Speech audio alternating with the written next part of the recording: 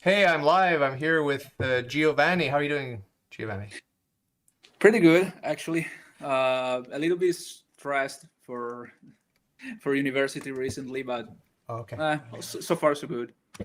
So you were mentioning earlier some people call you John in countries Well, outside of it's Italy, in English-speaking yeah, countries.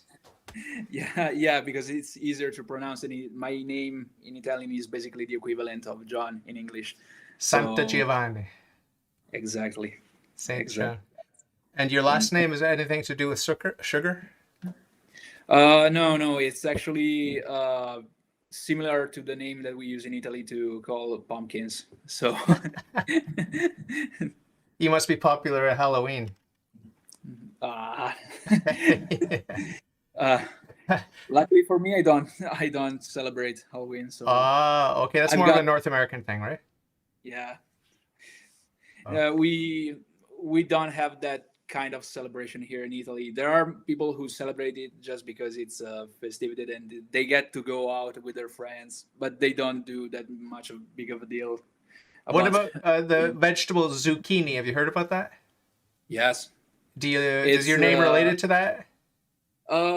not actually. It's more closer to the actual pumpkin, Oh, the okay. the orange pumpkin. Uh, Fun fact: zucchini is actually here in Italian is the plural of what we call the zucchini. Oh, what's the So singular then? yeah, in America in English it's the singular, but the name itself is actually the plural of the Italian word, which is zucchina. Zucchina. Oh, okay, zucchina. Interesting. So, before we chat freely about everything that's going on in the world and the church and generally, let's talk more particularly, or you talk more particularly about your faith journey, how you were raised. Did Sure. you stray from the faith and come back? Like all those sorts of exciting things in your journey up until today, please. Okay. Well, I was raised in a Catholic family, and especially my mom is very Catholic. And especially very traditional. I had this luck that I was born in a family uh, with a mom such as this. I don't know what I would have done if my mom was more relaxed in faith or more easygoing about faith. I would have probably sinned more. Um, but yeah, I was raised in a Catholic family. I strayed from God. I think when I was 14 years old. Before that, I was never actually a believer. I just used to go to the Sunday mass because it's what we do, and but I wasn't really convinced of my faith. I was a kid. What do I know? And then when I was 14 years old, I basically said to my mother, "Mom, I don't believe in God," and I used it mainly for a rebellion. I wasn't one of those atheists were seeking the truth and were saying, "Wait a minute, I don't believe in God because it's illogical, it's irrational, whatever." I was just one of those atheists because they're atheists because it's more comfortable. I don't get to go to the Sunday mass. I get to do whatever I want. I don't hold responsibilities. So yeah, it wasn't even I wasn't even an interesting atheist. I was just a generic atheist, so to speak. And yeah, so I basically went on being atheist for about 7 years. Yeah, 7 years. And at 21, I had my reversion to Catholic faith. Uh, it's a very strange story of how I reverted to God. Uh, but the essential version is that my main sin was that I was very attracted to erotism and sexual stuff, essentially, and I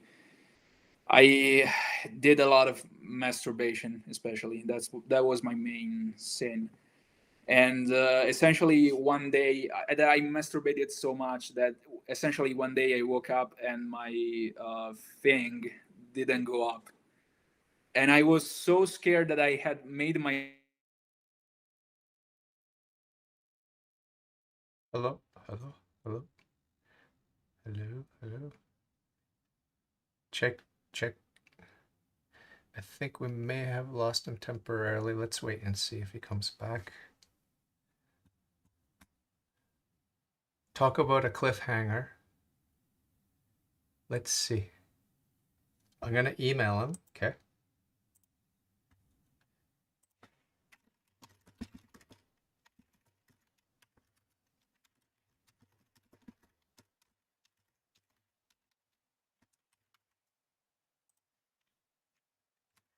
I just sent him an email. We'll see what happens. I think I think I'm still streaming. I can see the numbers going up over here.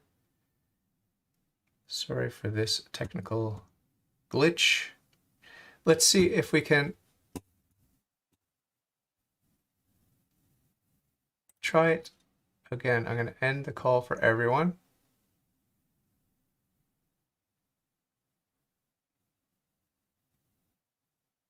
Oh no, I won't end the call. He's going to rejoin the call, I think. Here we go. Hello? oh, Ha! You're back. I disappeared for a second. Yeah. So yeah, I was saying. You just said that you were so scared because you woke up one morning and your thing didn't work, and then you were so scared. So what happened then? Because it was like a cliffhanger. You left the audience. Yeah. Like, at the moment. Well, what happened is that I was very scared and I felt a weight on my chest.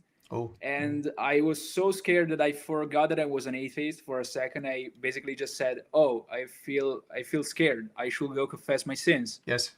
And that's how it happened. I still to this day I still don't know. I still do not know how it clicked, how it happened, but I actually went and confessed my sins.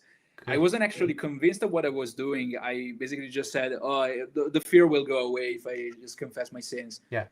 But while I was confessing my sins in the confessional booth, I realized what actually I had done. I realized the weight of my sins as I was saying them, or at least I like to believe so, because I actually ended up crying in front of the priest. Wow. And yeah, so while I was crying, I relieved myself of that weight. Then I obviously went Catholic. I reverted to the Catholic faith. And how old were you at this point? I'm 25. No, not today, but at that point I was 21. Okay. So were you still living at home, going to school, or what was your situation? Yeah. I'm still at home. Okay. Because of obviously I'm not vaccinated, so I cannot go to university. So, oh my God, are you kidding? Are you allowed to go to mass? Yeah, I'm allowed to go to mass. Thank God. Because we can't here, you know that, right? Oh my gosh, that's terrible. It's horrible. I'm very, very, very, very disappointed in Pope Francis and all the bishops. I'm very disappointed for allowing this to happen. My bishop in particular promised me on multiple occasions it would never happen. There will never be a vaccine passport to get into church. I'll never be denied the sacraments. I'll never be denied access to a Catholic church to come in and pray. Did. And then they did. So I understand the pressures he's under. I understand the political pressure, but the church is not subject to the state. The church is under God. The church is under God. So I'm very disappointed. I'm a big defender of Pope Francis. I like the man. I love the man. But I'm very, very, very disappointed in that and the fact that he promotes or that he seems to believe in evolution and doesn't promote creationism, which I'm a big opponent of evolution. Unfortunately, I think that's one of the things that I have not against him, but there's something of what he says sometimes that it seems so like, hang on a second, that's not true at all. Do you remember recently he said sexual sins are not a big deal? Do you remember when he said that? Yes, and that's not just the first time that he said that. I remember him hearing something like that another time. He also said that truth is not an absolute thing, that it's relative, that there's no such thing as one truth. And how can you be the Pope of the Catholic faith and not believe that there's an actual truth? Wow. You heard it from his lips in Italian? Uh, 'Cause actually, if it's reported in the I news, it might be twisted by the journalists. yeah, I understand that. I heard. I obviously trust my mom because she actually knows more Okay. about the Catholic faith than me. And he said she actually follows a lot of many interviews, not only on Pope Francis but on other priests. I haven't looked at the interview yet. I'm gonna do that eventually. If I actually rebuild my faith, I want to actually understand what is happening in the Catholic Church right now. Yeah. But yeah, she said that in many occasions and in many interviews, he says something that is seems distorted or it doesn't make any sense or whatever. I I want to clarify this. I don't hate the man. Uh-huh. To me, he's like. Have you read the last book of the Chronicles of Narnia, Yep. the last battle? I've read them all. He's like Enigma, the donkey. Oh. He's not doing this because he wants to do evil. He's I don't know if he's being manipulated or he was put there to just keep the church on in under control by I don't know maybe masonry or whatever. But he's not doing this. At least I like to believe that he's not evil or Mm. he's not doing this with a purpose. Uh, he's just he's there. Yeah. He doesn't mean evil. He's just The there to monkey. do The the monkey was job. evil. What was the monkey's name? Shift, if I remember. Okay.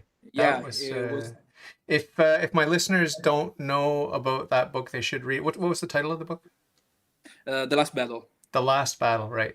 So I think there's 7 or 8 books in the series, or 9 or Yes, exactly. There are 7. 7. books. Okay.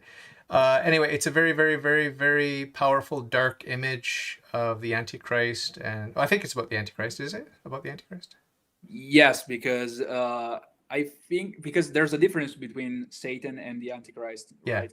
They're And not the same. the man of iniquity and the beast. There are 3 of them, right? There's an unholy trinity, right? Exactly. I cannot remember if he intended it to be the Antichrist or actually Satan. But what scares me about the last book of the Chronicles of Narnia is how true to what is actually happening is. It's quite scary. Wow. It's really scary. I should reread it. Yeah, you should because you'll find that it's almost because the donkey he's dressed with in the guise of Aslan. Lion's clothes, right? Lion's skin. Yeah, in the lion skin. And if you look at what Pope Francis is doing or saying, it almost looks like he's dressed with the robe of a pope, but he's not qualified to be a pope or whatever, because many of the things that he says are very superficial. They're very on a superficial level of faith, because they sound like something that like they sound amazing, they sound beautiful, because he talks about love, he talks about we should all be friends, brothers or whatever. But when you try to understand what actually he's saying and the consequences, the implications, you find that it almost sounds like something that just a random motivator could say. I don't hear anything holy about them. I cannot hear something holy about what he says. I feel it lacks the substance of faith. I don't know if you agree, but that. Well, I'm very cautious about what I call Pope bashing, because I mean I spent my whole Catholic life. I converted in 2009. In 2009, ever since 2009, I've been defending the papacy and the current Pope, and you know, I've had a lot of sedevacantists and radical traditionalists, radtrads, attacking Pope Francis, and I've just been defending him.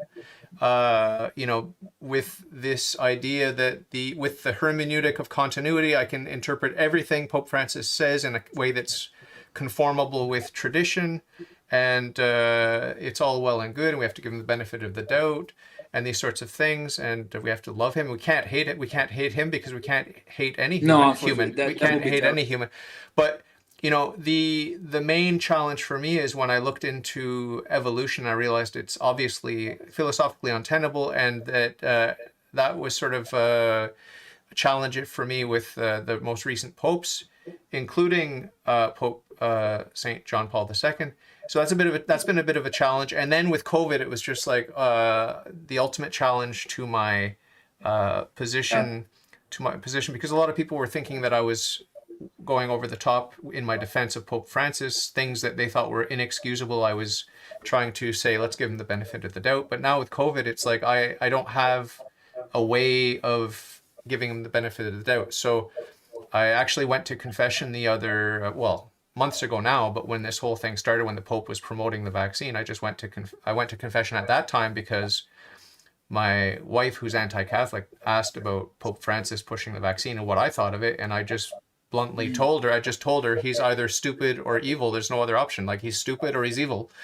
Those are the only options. So I had to go to confess that to a priest, and he said, don't worry about it, but try to be careful you don't denigrate the Holy Father. He is the vicar of Christ. He is the vicar of Christ. So it's a delicate walk. It's a delicate balance. A lot of the conservative Catholics, so-called, that I talk to on my podcast, they say, look, he's our father. He's the Holy Father.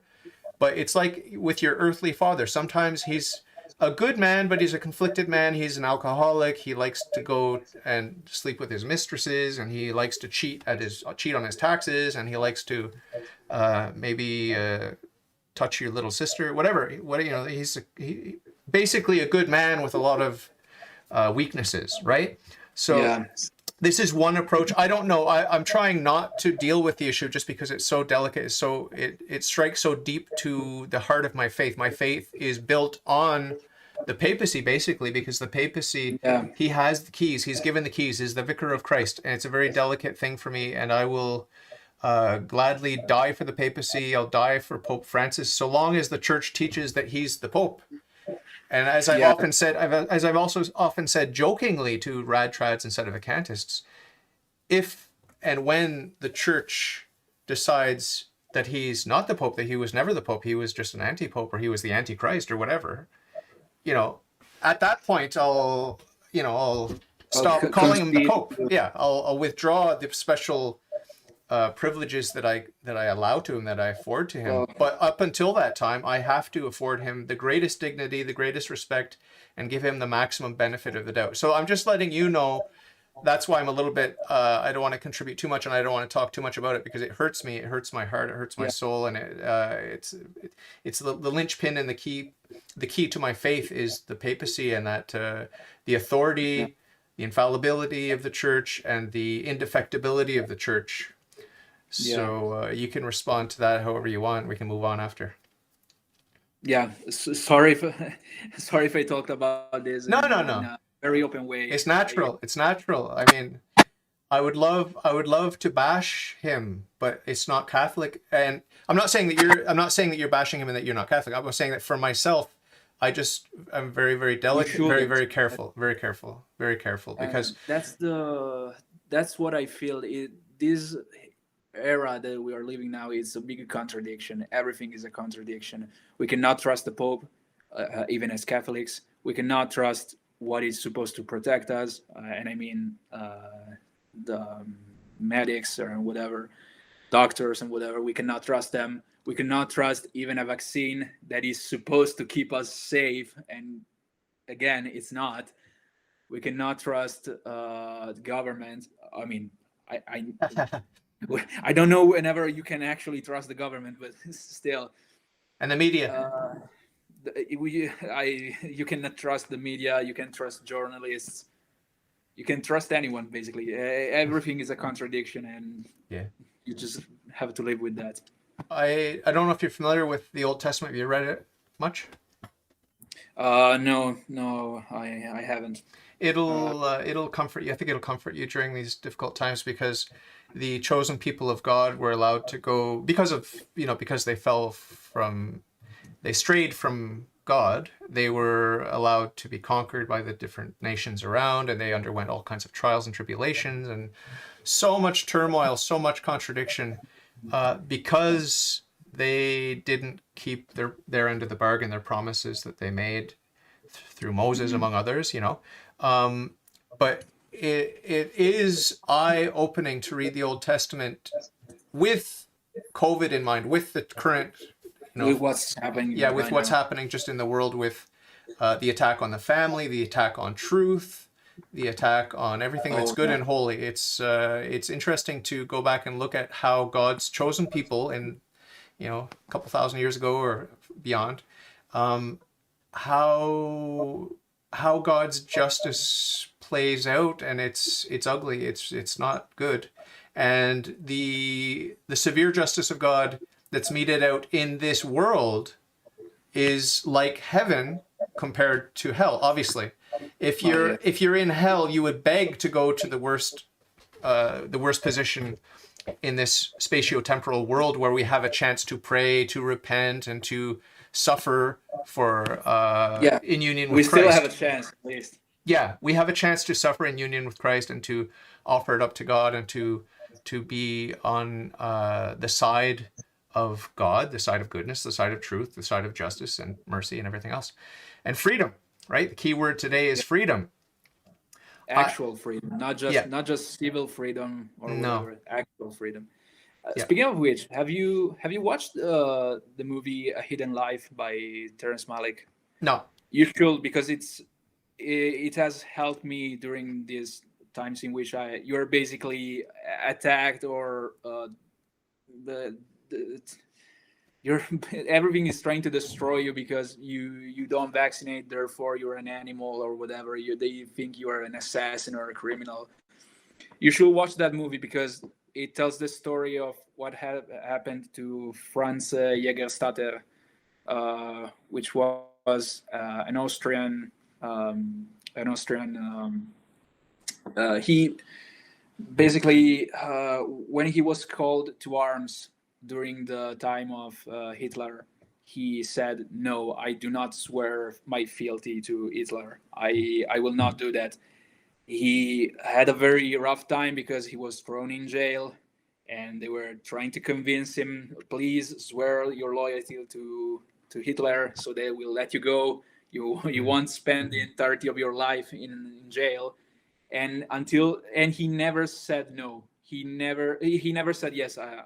He never said yes, and he actually was executed for it. Wow. But he till the very end, he said, "I will not swear my loyalty to the one who is making who is responsible for everything that is bad in the world, basically, right now." And it's actually a moving movie. Malick, you said Malick. Terrence Malick, yeah. Terrence Malick. Okay. Have you, by chance, read the book of Maccabees, First Maccabees, Second Maccabees? It's This is something that I still need to correct. I haven't really read the. As a Catholic, I am embarrassed to say that I have not yet read the Bible. Okay.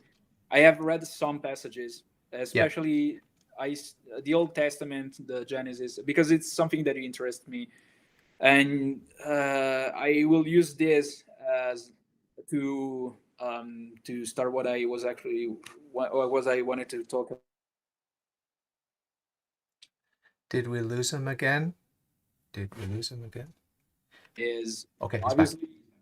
You're back. You're back. You cut out. You cut out for a little bit. You said you're going to use this to start something. I wanted to talk about my faith journey. And it involves the fact that I'm not well informed about what actually constitutes the Catholic faith. And Catholic. Because of the fact that I reverted to Catholic faith more for fear of what I had done with sin, and not for actual philosophical or intellectual conviction. I think I've never been sincere or genuine about my faith, and I want to regain that sincerity. I want to be sincere and genuine about what I should believe in, and I want to say, yes, I do believe that this is actually what reality is supposed to be. I do believe that this is what I should do with my life and what I should strive for. And another component that is really has been hindering me from doing so is the fact that I trust more, as I told you in the comments of your video, I trust more my interpretation of things rather than just looking it up in the Bible or whatever. And that is why I asked you that question about the original sin. And I need to let go of my I need to let go of my pride, but also I need to start trying to understand everything, or trying to philosophically analyze, or to try and come up with an idea in my head of how Catholic faith is supposed to be, and start actually reading, hey, this is what Catholic faith is. Don't try to figure it out on your own, because you didn't invent the Bible. You're not gonna come up with it on your own. So Yeah. be humble and just read it. My I don't know if you want my advice, but my advice to you would be use your desire in terms of philosophy, religion. Use your desire as your guide. So instead of saying, "Oh, I'm going to go alphabetically, or I'm going to read chronologically, or I'm gonna just go through systematically," unless that's what your desire is. But I mean, the way to go about it is to say, well, there's this burning issue in my head. What is the Trinity? And then start looking at the Trinity. Okay, maybe you have questions about Mary, so you dive into that, or maybe you have questions about the sacrament, so you dive into that, or maybe you have questions about the Bible, so you dive into that. So, I mean, what I'm suggesting here, and you can take it or leave it, is that you are passionate about the question, and I guarantee you 100%, I guarantee you every question that you're passionate about, that Christ and his church has the answer for you. Guaranteed, 100%. Now, will you accept that or reject that? That's up to you, right? But I guarantee you the church will give you an answer, and it will be a clear answer.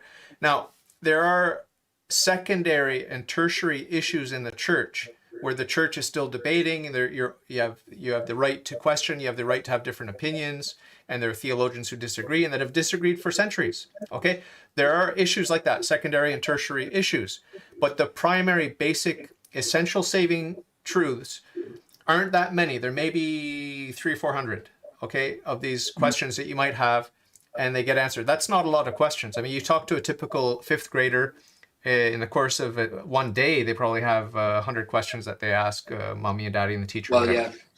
So it doesn't take you long to get the basics. But my advice is simply to follow your desire. What are you passionate about? What are you excited about? What question is bothering you?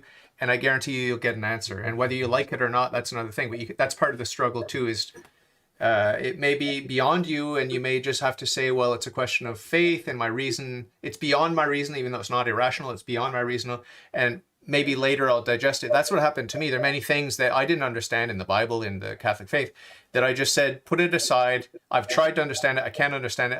I don't believe it's irrational. I believe it's just beyond reason, or at least beyond my capacity right now as an immature Catholic to understand.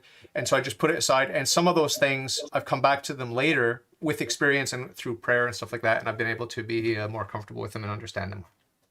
Yeah. And on that note, on the note of using questions that I have to find an answer, I got from Amazon this, which is a sum of Summa Theologica by Thomas Aquinas, and it's in a format with a lot of questions about faith, about the journey of faith, and a very short answer, but that still contains what the truth of the Summa Theologica is.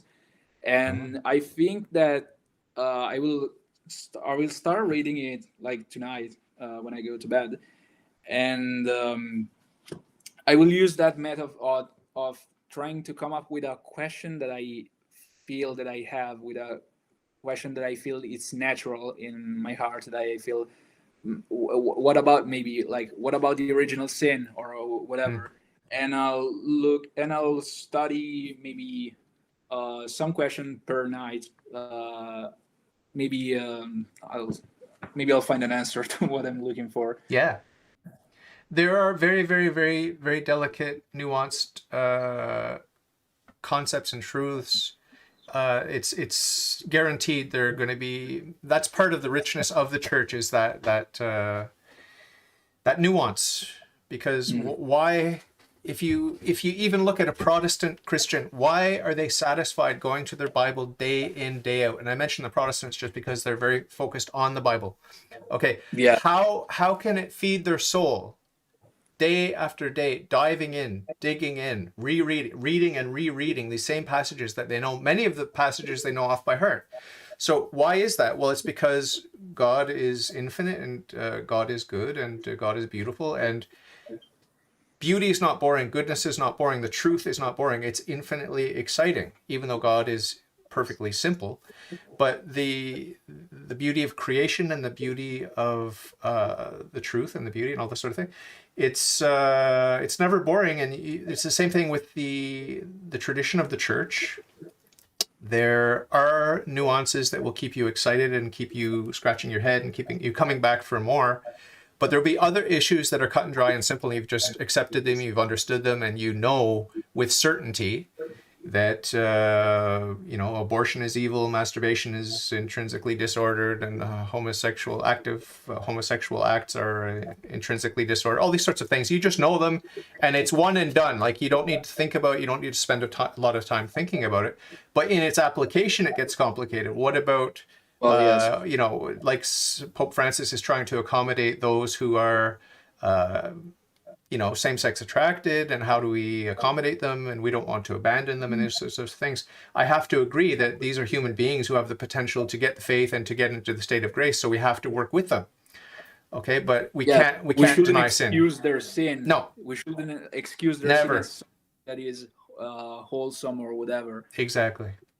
Yeah, that's another thing. He's basically saying, "Oh, who am I to judge them?" Yeah, you're the Pope. That's who you are to judge them. You're the Pope, and you should not judge them, like criticize them, saying, "Oh, you're a horrible person because you do such thing." Just say them, well, you believe in this, you believe that this is your nature or natural attraction, where here's my take on this, and here's why I think that your natural sexuality is not compatible with what you're actually doing. And or even like teaching them that there's a distinction between erotic attraction and sexuality, because that's the problem. We usually confuse them as the same thing. And until we keep on confusing these two things, we'll never find an exit. We'll never say, there you go, this is the answer you were looking for, because there will never be an answer until we keep confusing the two things. And this is something that I also had to learn through my reversion to Catholic faith. Yeah. So I think you already understand that there's a big difference between sort of textbook Catholicism, the essential saving truths on paper, like what you need to believe, all the dogmas and all this sort of thing. And if you can get a hold of this in Italian, that would be good. Or if you can read it in English, Fundamentals of Catholic Dogma. Yeah. It's not, I don't think it's infallible, although it does have the imprimatur and the nihil obstat. It's a good guide. It's a good guide. And any catechism, like the New Catechism, I like the New Catechism. I also like the older catechisms, like of Trent, and the Baltimore Catechism here in the United States. Well, I'm in Canada, but down in the United States, there's the Baltimore Catechism, very popular. And there are many different versions of it, but it's often in question-answer format. So if you can get a hold of catechism, that would be really good too. But I did want to say, the difference between that theoretical checkbox, okay, I believe this, X, Y, Z, I believe, like the creeds, all the creeds through history, the history of the church, they've, I don't want to say evolved, but there's been a growth and a refinement of the creed, how we express our faith, to distinguish it from the heresies that oppose the Catholic faith. So there's been an organic development of the creeds, So you've got all that on the one hand, and then on the other hand, you've got your life day to day. How do you pray? How do you avail yourself in a worthy manner of the sacraments? All this sort of thing. And then you've got the messy part of interpersonal stuff. How do I deal with my family members who are not Catholic or who are anti-Catholic? How do I deal with the church, my local parish? How do I deal with the hierarchy, my bishop, my priest, Pope Francis? What's my relationship with that? What's the dynamic? All that messy stuff, I think, is grounded in and flows from your theoretical knowledge and the faith that you have, which is largely intellectual, but it's also very, very personal. It's like the heart. It's your heart. It's your heart. You love the truth. You're seeking the truth, and then you find the truth, and that truth is a tool that will help you to navigate the messy part, sort of like the horizontal part where you have to deal with other human beings, and it gets really, really ugly and messy, you know? Yeah, and about what you were saying about the heart and strive to know the truth. That's actually what's my current state of faith. I told you in the email that I sent you that I'm in a phase where I have a very bland belief, let's say, where I basically just believe because I'm Christian, and I'm generally scared of hell, but that's about it. I'm not examining myself. I'm not trying to seek for the truth. I'm in a comfortable state of faith. Well, actually, this is what's happening to me. I lost some of the clarity that I had when I started actually being Catholic. Some of the clarity or the awareness of what I was actually doing, and as of now, I feel something that is telling me whenever I feel depressed or whenever I feel demotivated, there's something that's saying, "Don't let go." I feel not like a voice, but a plea. Don't let it go. Please don't go away. I know that it feels irrational. I know that you don't exactly understand what's going on, but trust me that this is what you should do. I'm interpreting it, but that's a feeling of familiarity that I feel whenever I'm in church or whenever I'm talking about God. There's something that is telling me this is what you should do. So please don't revert to being an atheist or don't do anything else. Please, I know that you don't exactly understand what you're doing. Just keep on doing it until it will make sense once again. So please don't revert to your old habits just because you don't understand what you're doing at the moment. And this is actually the thing that is keeping me from going back to being atheist. Just there's something that is telling me don't do it. Just stay here. Yeah. Well, you remember that feeling you had that morning when you woke up and were having physical malfunction? You don't need to dwell on it in a negative way. Dwell on it in a positive way. It's like, God, you've given me a taste of despair. You've given me a taste of hell, and you've given me in the same day, you gave me a taste of heaven. You gave me a taste of peace. You gave me a glimpse of yourself, God. You gave me that chance to come to you freely, without compulsion, right? God didn't even offer you a free donut or a hot dog to come back to him, right? No, I just did it. You just did it freely, right? So the thing is the prayer that I pray, especially in the beginning of my conversion, 2009, I went from atheism to Catholicism. Okay, in 2009, the prayer. Well, I used the Our Father a lot, Our Father who art in heaven. But the other prayer that I like to pray was, please God, keep the spark of faith alive, that you gave me a spark of faith, keep it alive and make it into a small flame and make that flame into a large raging fire. So I don't need to worry about it. If you're carrying a candle in the dark and there's wind, you're going to be, if you're in a precarious situation with danger, you're going to be nervous that the wind will blow out the little flame.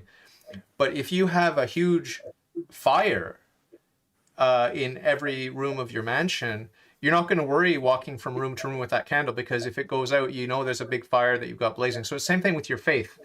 in my early walk with God, I was very scared that I would lose the faith because it's just a little spark. It's just barely even a flame.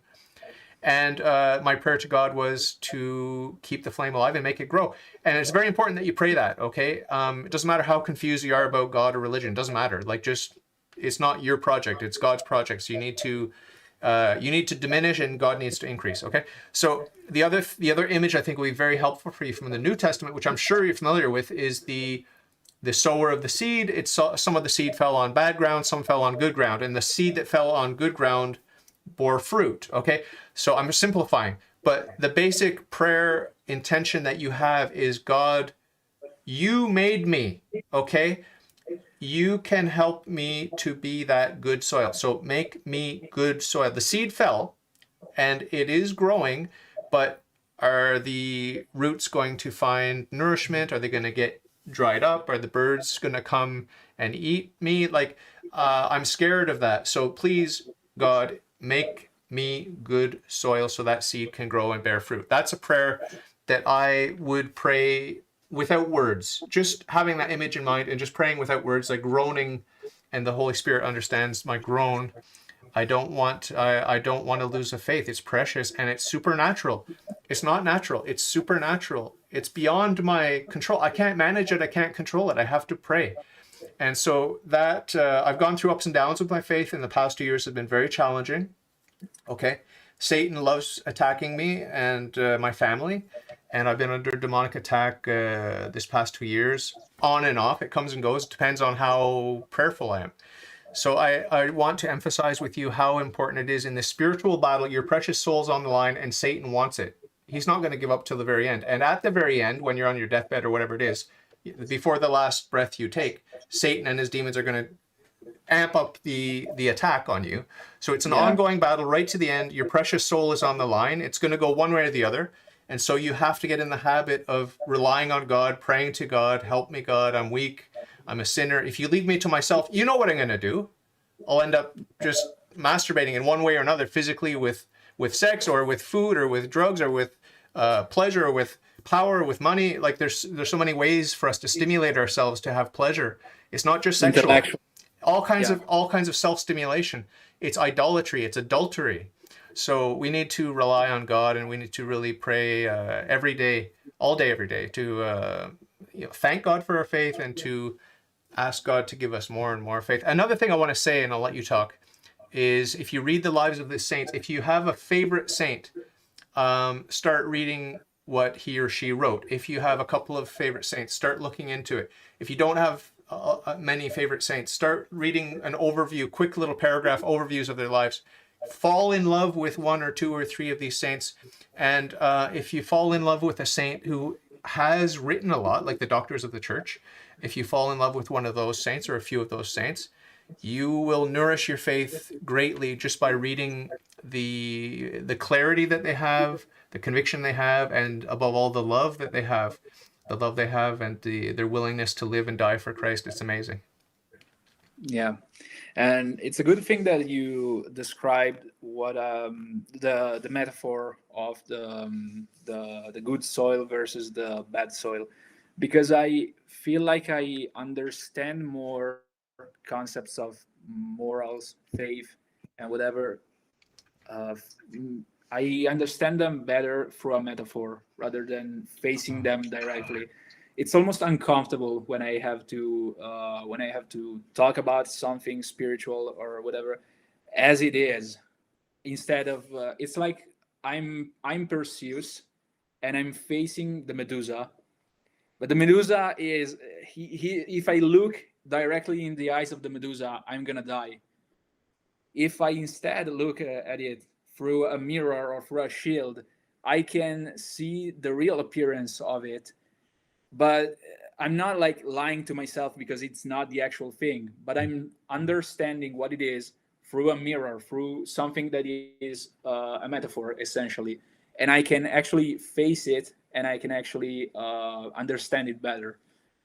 There's a quote from a Scottish writer, George MacDonald, who wrote about the metaphor of the mirror, which is basically when you look at your room, you perceive your room through your lens, through your perception, through your preconceptions, and whatever, and you cannot see for what it is. But when you start seeing your room in a through a mirror, you don't see your room, you see a room. Mm. You see, oh wow, there's an unmade bed, there's a there's a messy bookshelf right there. And so you can actually start looking at things for what they are instead of perceiving them through your mind, through your perception. And that's what basically a metaphor does. You put some meaning in it and you mask it with an image, or basically some, even a narrative, if you will. I think that the Lord of the Rings is a big metaphor for Christian life, essentially. And it's easier to understand what are the values, the moral values at stake through a metaphor rather than just facing them directly, talking about them directly, because it makes you almost uncomfortable. At least it makes me almost uncomfortable when I have to talk about, especially like abortion or all the sins that are in the world. I almost say, please, I don't want to talk about this. Please, I don't want to hear about it. But when I see the same exact situation in like a fantasy story or a sci-fi movie that has similar morals, similar values, I can finally confront those issues, and I can say, wait, that's wrong. That's not supposed to happen. Don't do that. You should not do that. Mm. Please go back. Um, and it's easier for me to understand faith or faith related issues through a metaphor. There's an Italian writer. His name was Dino Buzzati, who has wrote many novels, who have a very metaphysical sense in them, and they are beautiful metaphors for, even if he didn't acknowledge it, there are beautiful metaphors for even Christian values. There's this one novel that it's called the Colombre. I highly recommend that you read it, which I find it to be the most beautiful metaphor that I've ever read for the relationship that humans have with death, how they perceive it, how they're scared of it, as if it's gonna deny their existence, Mm. and instead they don't understand that it's a part of life, and it's actually the other thing that describes life: birth and death. Without death, you cannot describe what your existence was. There is no existence without birth and death. You should accept the fact that you are going to die, because it will actually make you immortal. It will actually make you understand why you need to live your life better if you accept the fact that you are in fact going to die one day. And I find it to be a really beautiful metaphor. Yeah, well, it's a very important topic you bring up, death, and I'm reading one of my favorite saints, Saint Alphonsus Liguori. I think he's an Italian. Alfonso Liguori, yes, he is Yeah, yeah. Italian. Highly recommend you read him.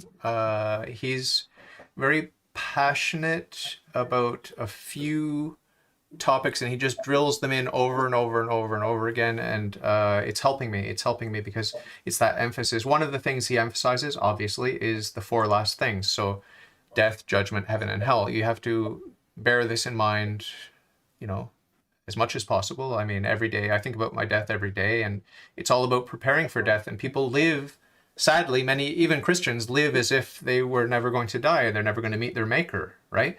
And if you bear that in mind every day, and you remember that heaven or hell, one or the other, awaits us, it's surprising that there aren't more saints walking around. Really, it is. And it's surprising. The most embarrassing part is that I'm not a saint yet. I mean, I know that I'm going to end up in heaven or hell.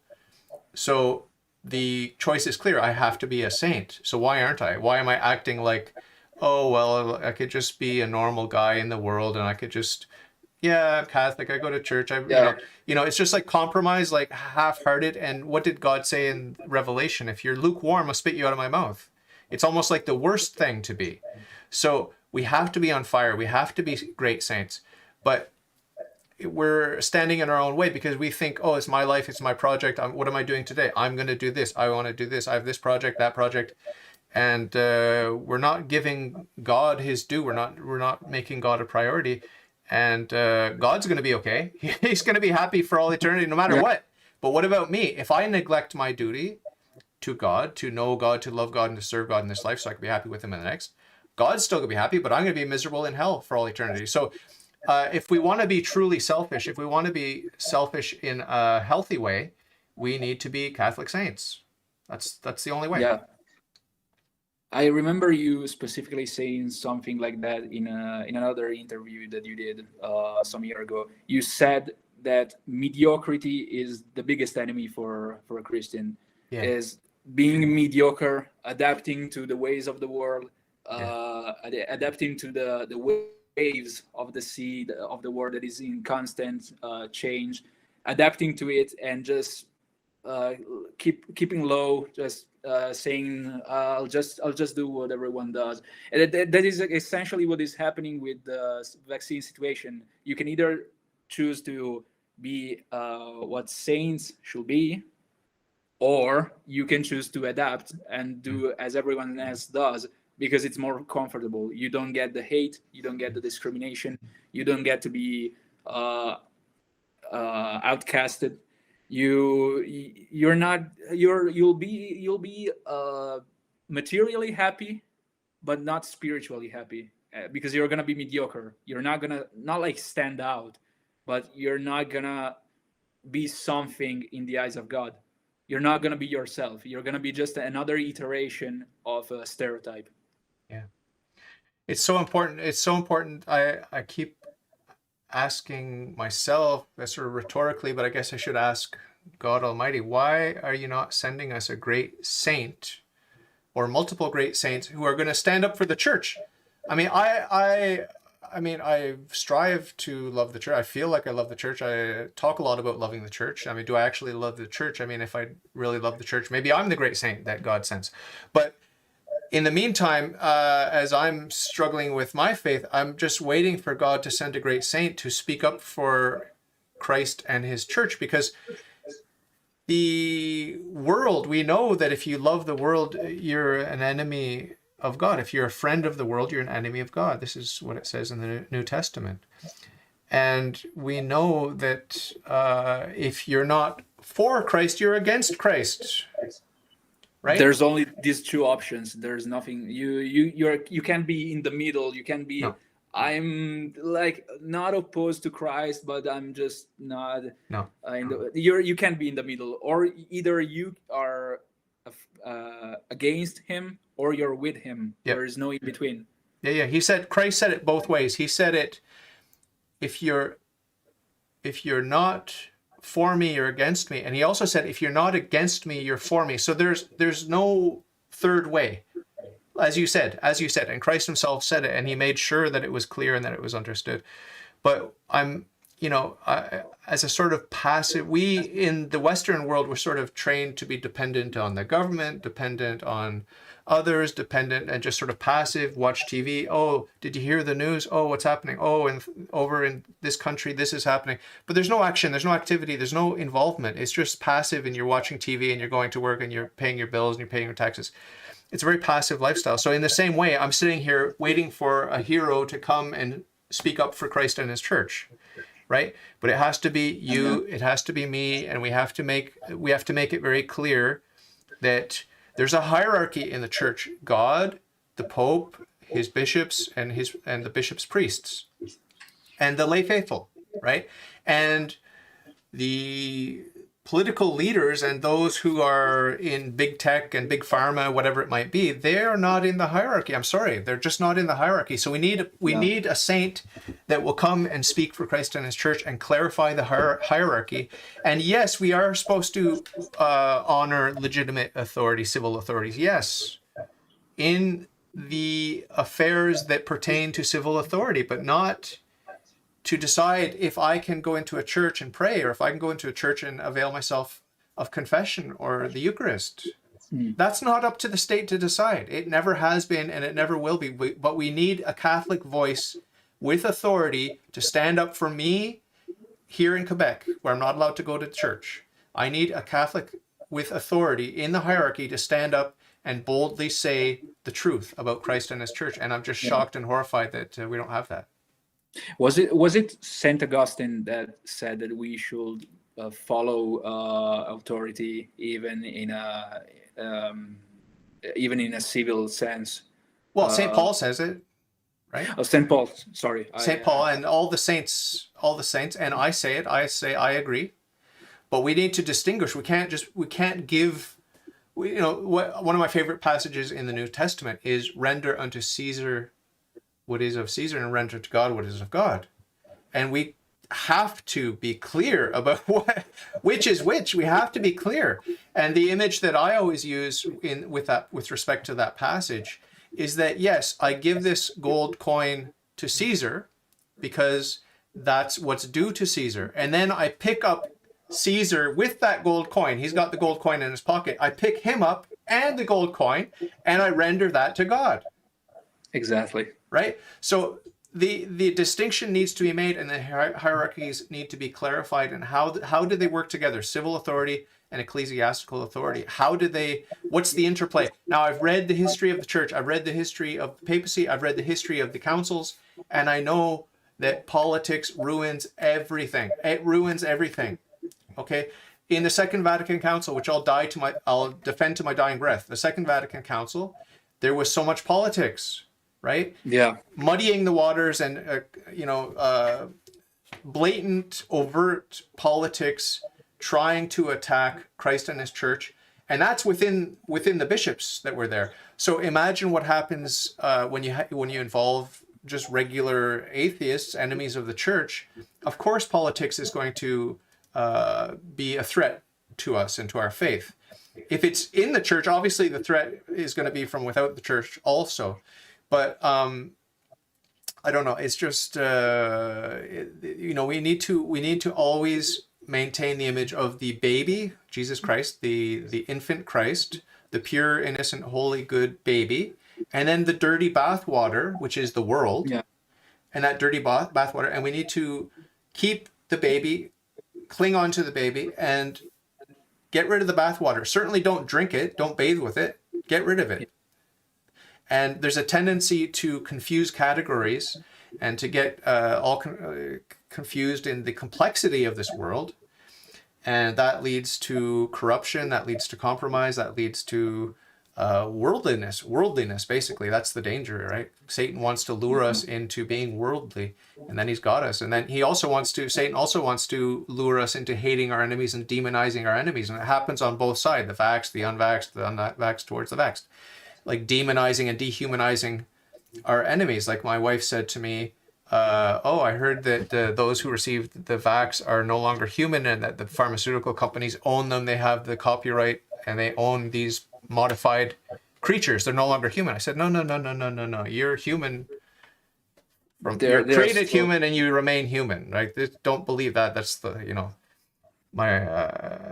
my wife's not Catholic. She's very anti-Catholic, but she's very, very on fire for the truth and the freedom movement that's surrounding COVID. She's very adamant that she's not sure if God is real, but she certainly knows that Satan is real. That's where she's at. Okay. Yeah. So at least we have that. Yeah. So it's a crazy situation. I wanted to ask you about the church in Italy. You're in northern Italy? Northern Italy, yeah. What are the numbers like in terms of those who refuse to comply? I refuse to comply. I'll never comply. They can kill me. They'll have to kill me. Yeah. And you're not complying to certain things, it seems. So No.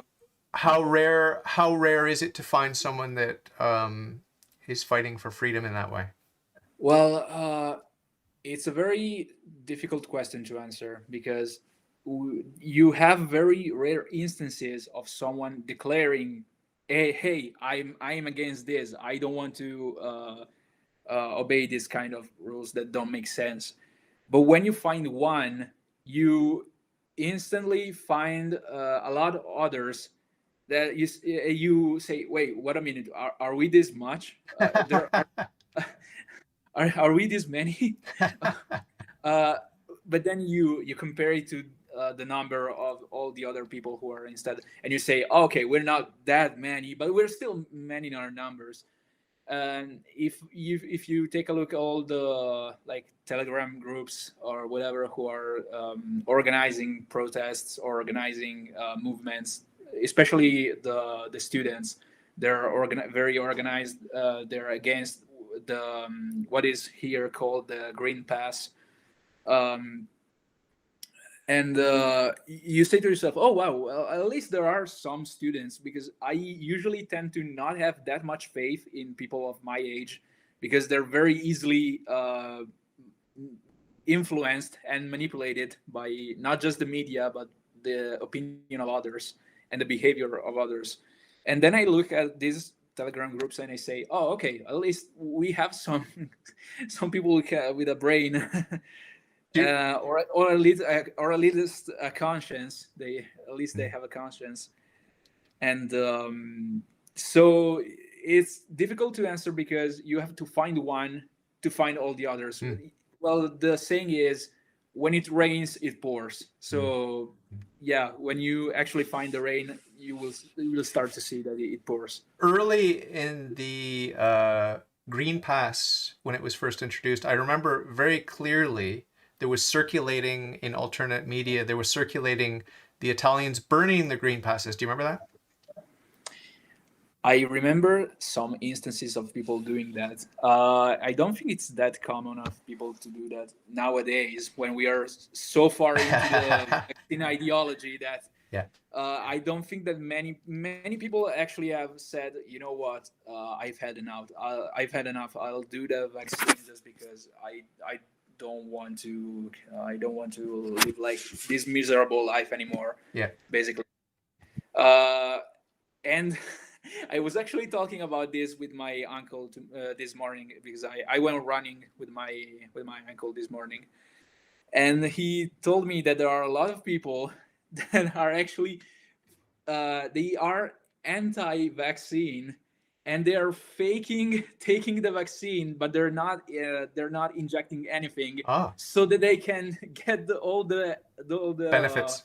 All the benefits, and not actually but at least stay without the vaccine. Like, dude, if you're actually anti-vaccine, please say it. Don't fake it. Because you're maybe not maybe you think you're being smart, but you're actually furthering this mentality that we have to take away natural rights and resell them as, yeah, hey, I can give you this if you do as I say. It's not like the candy that we give to like a kid or something. It's our natural rights. Please don't encourage this type of behavior. You're not being smart by just faking taking the vaccine. And it's very surreal. I agree 100%. I agree 100%. And early on, when I was expressing my resistance to the manipulation and the coercion, like very early on when the vax came out in Canada, my employer and different people, friends, family, have suggested, well, you can get a fake passport, you can get fake this, different ways to trick. And I said, no, on principle, I want to resist, and I want to be counted among those who are resisting. It's a battle. It's a spiritual battle, and it is a numbers game. The numbers are important. The numbers are very important. If all those morons who complied thinking, oh, it's only 2 weeks to flatten the curve, and it's only this, and it's only that, if all those morons had used their common sense and their principles and said, no, this is unreasonable, I'm not playing along, even though it's just a baby step and you're just saying it's only going to be a small step and it's only a small amount of time, it's only a small compromise, it's only this, it's only that. If everyone had followed their conscience and used their, God-given intelligence and their conscience and their brain and their, then this never would have gone as far as it's gone. Like you are actually enabling these people, if I were wealthy and I were taken hostage by a bunch of evil people, and the evil people put me on the phone with my family members and said, okay, well, now you're going to tell them to send you the money. I would tell my family members, don't send them the money. Don't say These evil people have me. I'm toast, barring a miracle from God. I'm toast. Like, goodbye. I love you. Goodbye. Don't give these people anything. That's what I would say. And that's how I feel about these evil, godless baby killers who are controlling most of the world, seemingly. Don't give them anything. Don't give them anything. But people just think, oh, it's just a little compromise. It's not a big deal. I want to go to the restaurant. I want to go traveling. I want to do this. I want to do that. Well, I'm sorry to tell you, but you're being very selfish right now. Yeah, exactly. That's actually the problem. Ironically, because they say I'm being selfish for not helping. Well, how does it help? How does it help? Always, they say that always. Oh, you're being selfish, or they even use to say this. Oh, well, you think you're changing the world? You think you're gonna bring change to the world? I'm not trying to change the world. I'm not trying to. I don't have the power. I'm just a human. I don't have the power to eliminate evil in the world. I just have the power to resist it. I just have the power because I will be responsible for my actions. I only have the power to say, I don't want, at the end of my life, when I'm on my deathbed, I don't want to be in the situation where I say, dear God, what have I done? I don't want to be in the situation where I have to fear for what's about to happen when I die. I don't want to be in the situation where I will have to be ashamed of how I lived, like a maggot. I don't want to be ashamed of how I lived. I can be hated by everyone, but at least I will sleep pretty decently at night, knowing that I did something that I knew I was responsible for. Yeah. I don't want to do what people say that I should do. I just want to realize what I need to do in order to feel to live a life with a little bit of dignity left. Well, I don't know if you're following the trucker convoy here in Canada and across the world, but it started here in Canada. I know. Well, as I wrote you in the email that I sent, I don't know if you listened or seen the recent message that President Trudeau has spread, where he's saying, "Oh, violence is not the answer. The truckers are actually the evil guys or whatever." He's basically trying to manipulate people into thinking that he's the innocent, he's the victim, and he does that with the most innocent, like epic tone. Like he's actually saying something that he's very convinced about. He does that with a sad face, with an innocent face. This is what actually pisses me off, dude. You know what you're doing. Just be honest about it. Yeah. And he also had the courage to say. He also had the guts to say, "Oh, these people are not intimidating us." Dude, you left. You literally left because you basically said, "Oops, I got COVID," and you left. Don't play as if you're not scared by them, because clearly you were scared by them. You know, it's sad. It's sad to think how many people are in danger of burning in hell for all eternity because they're willing to lie. And we're in a war. It's a spiritual war, but it's also a geopolitical war. There's a war going on, war for control and power. And the people on the other side who want the mandates and who want to control and want to give up control, and they want us to give up control to these baby killers, they know, some of them know that they're in a war and they're willing to lie to bring about the victory for their side.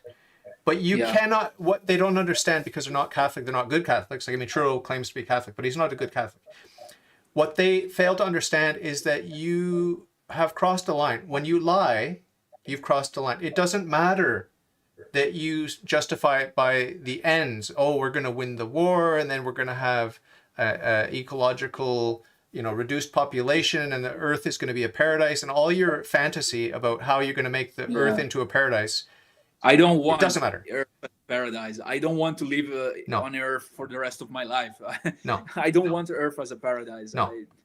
I mean, But the thing is that the journalists, so-called journalists, who blatantly lie the most laughable, ridiculous lies about these truckers and the families that support them, I honestly, I have trouble understanding how they can sleep at night. Like when you woke up in a panic that at your conversion, we went to confession, okay?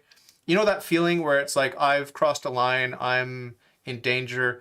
How do they not get the grace from God to feel that, even if they're atheist, okay?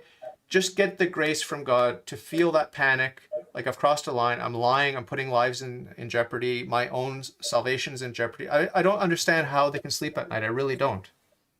Well, it helps if they gain a lot of money to do that.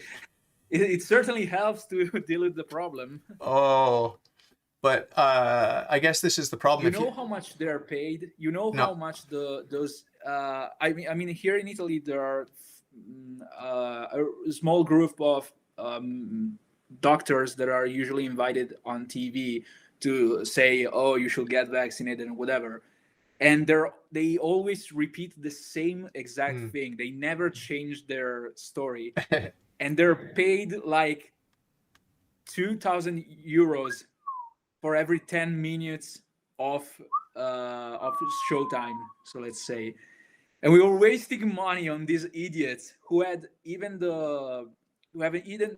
had the guts to say that one of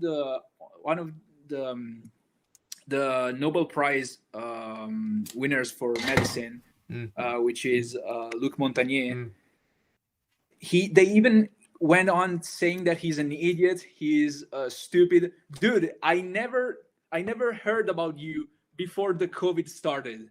Please be humble. And if a Nobel Prize is telling you, hey, look, there's something wrong about this situation, be humble enough to understand that he may be right. Yeah. Because at least he has a Nobel Prize. I don't know. I don't know if you found your medical license in the Pringles or whatever. But please be humble enough to understand that he may know more than you do.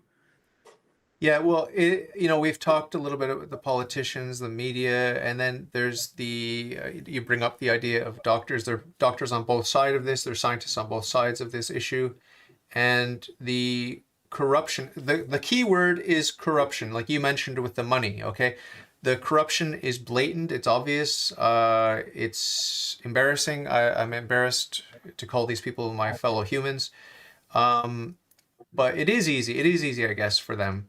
And there was somewhere I was going with this. Oh yeah, I was going to talk a little bit about the medical profession and those who compromise and how horrible that is. And there's that Hippocratic oath where you're supposed to do no harm, and you're never to procure an abortion, right? Those are 2 points from the Hippocratic oath, and they're being blatantly disregarded. And the chastisement that we're undergoing now comes from God. And I think it's because there've been something like 60 or 70 million babies killed in the womb since Roe v. Wade or whatever it was. So there's a chastisement coming upon us. And if you read the Old Testament, you'll get a feel for you can start to see the pattern, how this works, right?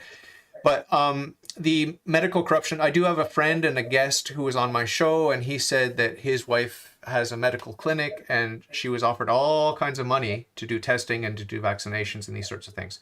And she just said no. She just said, no, thank you, but no.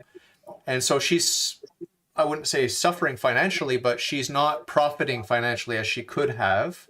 And most people that have a family and kids, most people are on a tight budget and they'd like some more money, right? And I'm sure she's no different. Yeah. I'm sure she's no different. I'm sure she could have used that money to help feed her family and clothe her family and educate her family and everything else. I'm sure, right? But she said no because she has principles and because she's Catholic. She's a good Catholic. So there are people in medicine, and we've seen in the alternate media, we've seen good doctors like Luc Montagnier. We've seen, I can't remember the names right now, but a lot of good doctors who are highly specialized in virology, even here in Canada, speaking up at the risk of being mocked, ridiculed, blacklisted, canceled.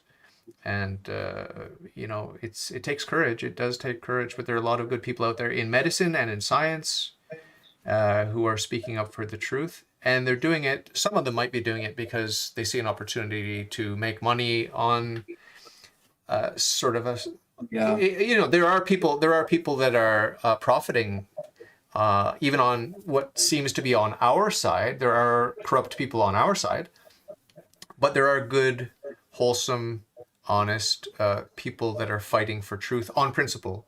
And if they manage to survive or even thrive financially on this side of the issue, I don't begrudge them that. I do think that those who are profiting with the primary goal being to profit from misfortune, I think they're in a lot of danger. But it's crazy. It's a really crazy situation. But the medical thing really does bother me, because I'm thinking now, if I do get sick, I don't want to go to the hospital because I don't trust these people. Yeah. How do you feel about that? I actually talked about the hospital.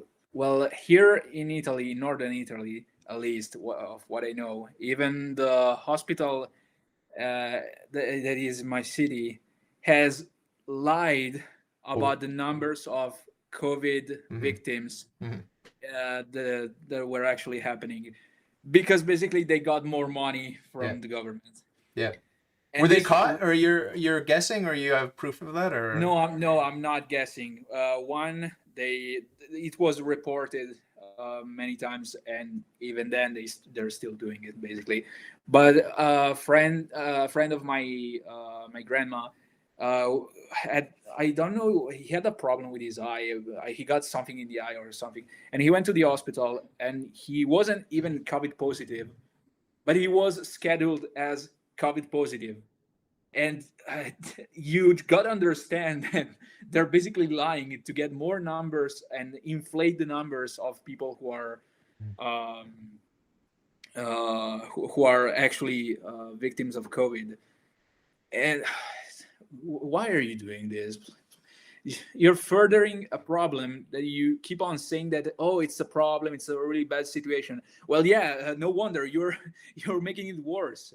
And also what you said about the Hippocratic oath. Yeah, the Hippocratic oath.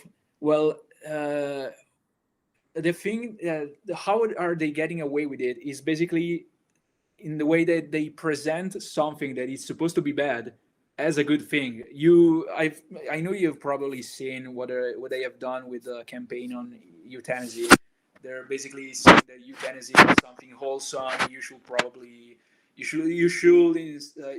They're trying to legalize euthanasia as a euthanasia. I don't know if, euthanasia. It's completely legal here in Canada. Sadly, it has been for years. Yeah. Did you hear? On a little tangent? Did you hear about the crazy rule that they had that you have to be vaxxed to get euthanized? You have to be vaxxed to get euthanized. What's the point of that? I'm gonna die. Why do I care if I'm vaccinated? Money. And are there people who actually complied to that? I don't know. I don't know. They must be the dumbest. Oh my god! If that doesn't prove that this is all about the money and the numbers, I don't know what does. If that doesn't prove it to you, sorry. What a joke! What a never joke! Heard about it. It's sad. Yeah, exactly. It's what sad. It's very sad. But we have to laugh. I mean, we're crying or we're laughing either way because it's just ridiculous. It's a joke. Yeah, and at least we get to laugh. we're living a miserable life, but at least we get to laugh at this. It's insane. It really is insane. And it's a spiritual blindness that these people have. Those who are promoting the control, promoting the mandates. It is a spiritual blindness. It's supernatural. It's not natural. You just can't say, we cannot say these people are not intelligent because they have PhDs. They have a master's in business administration. Yeah. No, that's the problem. They are way too intelligent. That's the problem, actually. They're spiritually blind. I mean, when Jesus talks about you have to be like a little child, it's not just Yeah, it's not a cute little saying. You actually have to be innocent to see the truth and to love the truth. You have to be innocent. So the children, I mean, sadly today, children are being corrupted at age 7, 8, 9, right? Like, I mean, yeah, some children are corrupted before they reach the age of reason. They're being corrupted by sexual abuse. They're being corrupted by having a mask forced on them, whatever. Like, they're being corrupted, and it's sad. But usually, people reach the age of reason, and then they sort of go on their journey. And at puberty, there's some rebellion. Like at age 14, I lost my faith. At age 14, you had some issues. So, I mean, there's a journey that we go on as we grow spiritually in our faith and these sorts of things. But typically we look at a child and we say this child is open, they're creative, they are innocent, they're trusting. There's certain core values that we see in a typical healthy, wholesome child that comes from a good family. Now, the fact that that's rare today, that's on us. That's not on Jesus Christ, right? But when he said that we have to be like children, obviously he didn't mean a corrupt, perverted child. He meant a pure, innocent child, right? yeah. You have to actually see the world through the eyes of a child that is seeing everything as innocent, everything, even the most common things, they can see meaning behind them.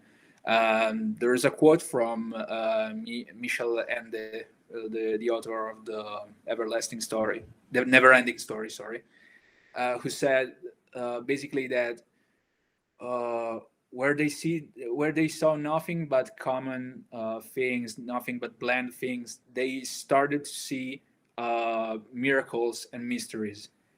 And that is what actually we have to understand as Christians. I believe that we have to understand the mystery that is behind even the smallest things, even the most common things, not just nature but everything, just even the things that we take for granted. And that's actually what is gonna keep us in the mind of a child, the innocent mind of a child, the also kind of enthusiastic mind of a child. But that will keep us innocent and closer to the meaning behind things, instead of seeing only the facade, only the, the superficial of it. I think that, yeah, I'm a firm believer in seeing the meaning behind things and looking at things through the eyes of a child um, who's enthusiastic. I'd say about learning not just things from the world, but looking at realities, or looking at reality and being curious Mm. about how reality works. Why Yeah. is it like it is? Yeah. Why it cannot be any other way, because it wouldn't make sense. You're in danger of being canceled for using that very dangerous word. Why? We're not supposed to question anything now. That's the irony. I studied physics, and it was all about questioning. It's all about um, challenging ideas, established ideas, and the history of science is all about that. We have a tentative theory or a working hypothesis, and we test it, and we try to have independent confirmations, and we try to challenge the weak points and Yeah, build and build and build and build and have an organic growth and move closer and closer to the truth, right? In that natural science realm. And if you think about a child, what does a child do? The child questions. The child asks, why this, why that, and why is that? it cuts through the. Sometimes the adults can be surprised because the question is so penetrating. It's so simple that it penetrates, and then it's like, wow, thank you, Johnny, because now my doctoral thesis became clear thanks to your very simple Yeah, question. So I don't know why yeah. we're trying to close down people's rational, critical thinking. It doesn't make any sense.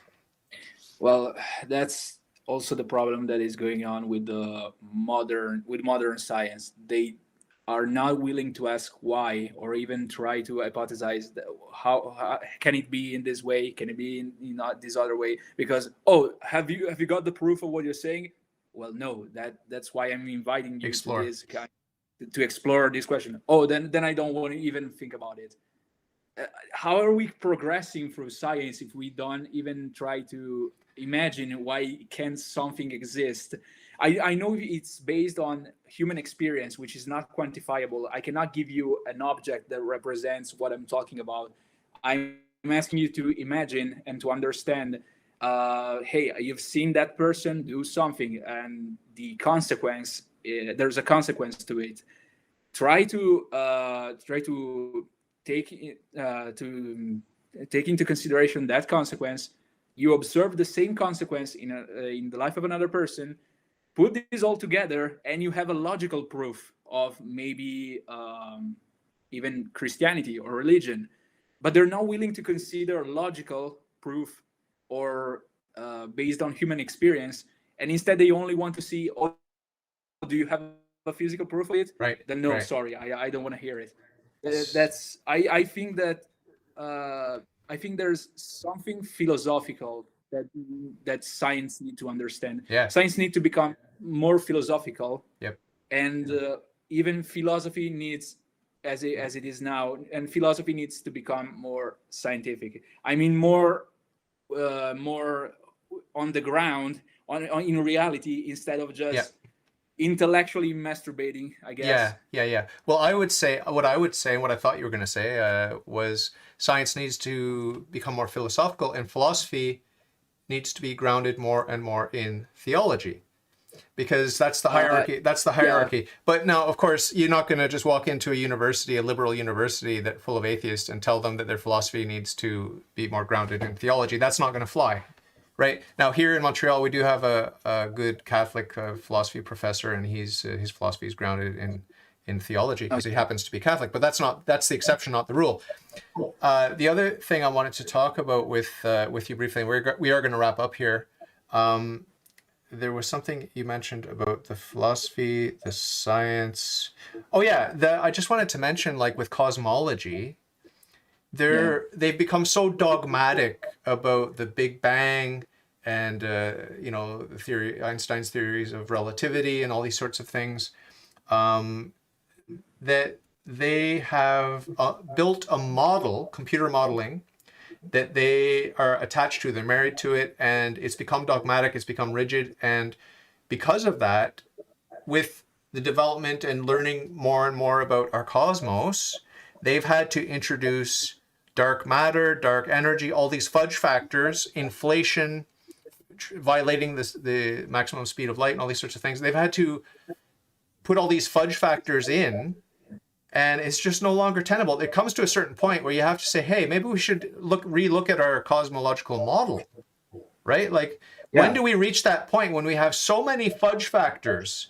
And I don't know if you understand that term, but it's basically where it's a workaround. Well, the numbers don't add up. Well, what if we put in this magical, invisible thing that no one can measure, no one can see?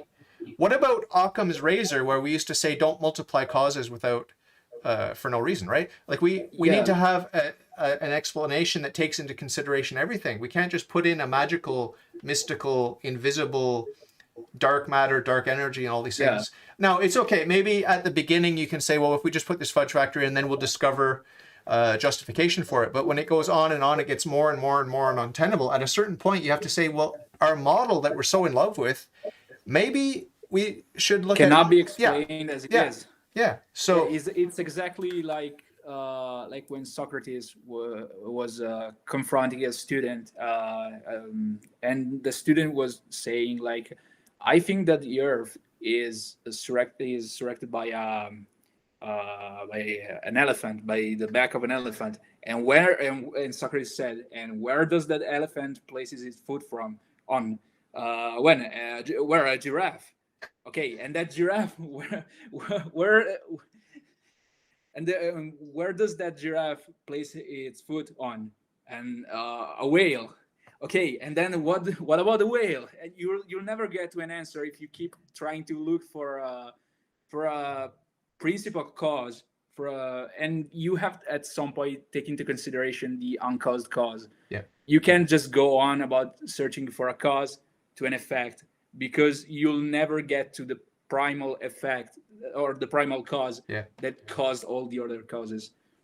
Yeah, well, that's how we know with certainty, philosophical certainty, absolute certainty, that God exists, right? Now, do we know that God's a Trinity with that same certainty? No, we don't, right? That's an article of faith. That's an article of faith. So there's a whole hierarchy among the Catholic dogmas, and there's some that we know with certainty, and others we know with less certainty, and that we have to take on faith. But if we have strong faith, then it is certain, right? But we will never have that sort of scientific or philosophical certainty about the Trinity. Even when we're in heaven, God willing, if we make it there, we're not going to comprehend it. We're just going to be diving into it, exploring it, discovering it, enjoying it. And it's never going to come to the place where you and I are in heaven and we're like, okay, I understand the Trinity. Ain't gonna happen. So we need to understand that. Yeah. Or the implication is that you're God.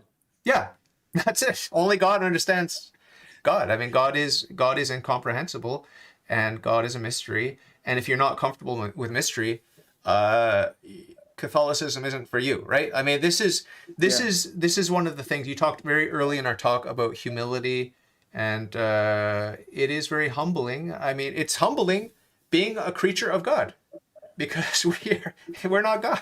We're just creatures, and that's what's best for us. Yeah, it's very comforting knowing that we are children, and we have a Father that is always has our back. Yeah. No matter what, He's never gonna leave. He's never gonna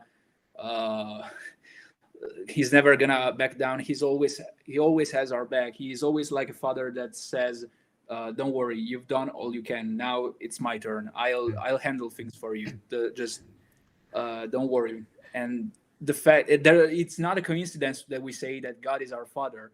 We love the image of having an omnipotent Father, because we know that we are just children, and we feel comfortable being children in the hands of someone who loves us so much that He created us. Yeah. We cannot think about ourselves. We cannot go on saying that we are all brothers if we don't recognize that we all have the same Father. Yeah. Essentially. Yeah, that's we won't get into racism, but that's another political tool that they're using against us to divide us. It's such a joke. It's such a joke that in 2022 people are seriously going to have a conversation about the relevance of the pigmentation of someone's skin. It's a joke. It's beyond laughable. Yeah. I mean, okay, if we want to talk about rich versus poor and these sorts of things, sure, okay, that's relevant. But your skin color is not relevant. We should know that by now. And I mean, the reason that it's coming onto my radar is because we're in Canada and we live next to the United States. In the United States, it's always been a big issue, skin color and these sorts of things. Yeah. And it should not be an issue. It should not be an issue at all. Yeah. In fact, I always have a very hard time taking seriously all those protests that are still happening in the United States against racism. It's not that I'm racist. I'm not racist. But dude, there are much more pressing matters right now than a thing that we are already discussed. Can we not protest for this for like a second, and we can actually protest for like all the things that are actually happening? Like this is why I'm so angry at people who are anarchists or whatever. They usually say, "Oh, screw the system" and whatever. And when it's the right time in which the system is screwing you, they stay quiet and they don't say anything. You go all the time in the streets destroying everything because you don't want the system. And when you actually had an excuse for it, you just stay quiet. Oh, yeah. Well, that was a funny joke my friend told me the other night. He's like, he read it on Twitter or something. I'm not on Twitter, but he read it on Twitter. It's like, oh, it turns out when the workers actually unite, the socialists don't like it very much. It's guess what? They're not on our side. Like, it's like we see the farmers, the truckers, the blue collar workers uniting, and the families coming out, children coming out to support them. And the socialists and those who claim to be socialists, who are supposed to be for the workers, they're doing everything in their power to undermine the movement. It's just ridiculous. Yeah. And yeah, so there was something I wanted to say before we wrapped up about, I wanted to talk about the racism of this agenda. It's so racist. It is so racist. I mean, I don't really believe in racism, but there is a disproportionate harm coming to ethnic minorities because of the COVID measures. And there's also the issue of clean drinking water and availability of food and shelter and water, like plumbing and like just the basics. Like, you know, humans need some pretty fundamental basics to survive and to have to thrive and to have dignity. And when COVID first came out, when it was launched, released, and promoted, whatever, the very first thought I had is, this is a bourgeoisie problem. It's a white Western problem. It's embarrassing. I'm embarrassed to be a white person because you're making such a big deal about this flu. Okay, it might be deadly for those who have comorbidities or are very aged, whatever. It may be a very deadly coronavirus. I don't know. Yeah. But have we forgotten that every 5 or 10 seconds a child dies of thirst? Have we forgotten about that? Do we care or do we not care? Is it a crisis or is it not a crisis? Is it only because of their skin color that we don't care? Is it because of their skin color that we don't care people are starving and dying of thirst? What is going on? Why is the whole world panicking about this coronavirus? I don't get it. I've never understood it. It just doesn't make any sense. We have more pressing issues. There are people starving. There are people that don't have access to drinking water. That's fundamental. That trumps everything. That trumps absolutely everything. Yeah. Am I wrong? No, you're not. Obviously, you're not wrong. And also, I mean, we're talking about a virus that is of the same branch of the influenza and whatever. So, I mean, it's just a cold. I'm not saying that coronavirus is the same as a cold. It's obviously a lot worse than that.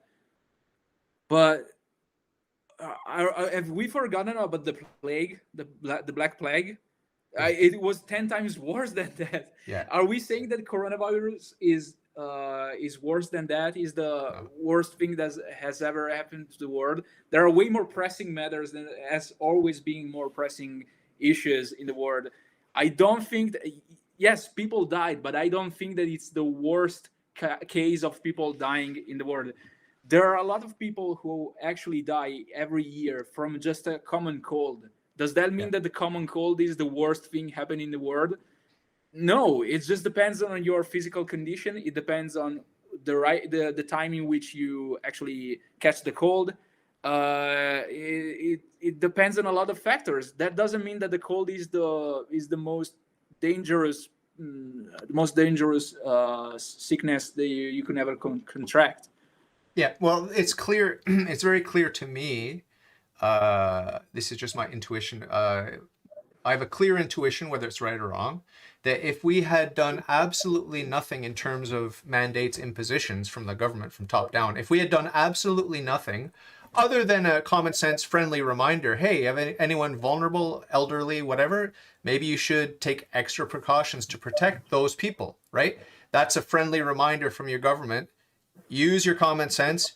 There's something going around, and use your common sense to try to protect them.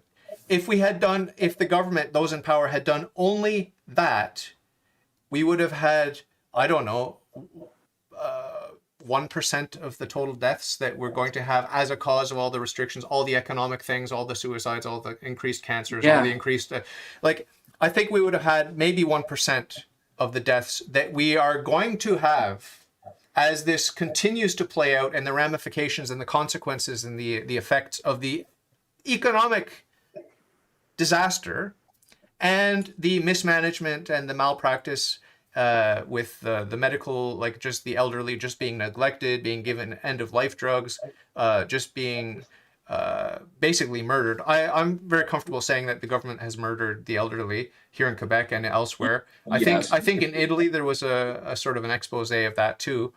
End of life drugs being Yeah. given for no reason and just stuff like that, and giving them a happy death. It's basically an involuntary euthanasia Yeah. imposed on them. We go back to the same concept of, oh, you can have a happy death and everything will be fine.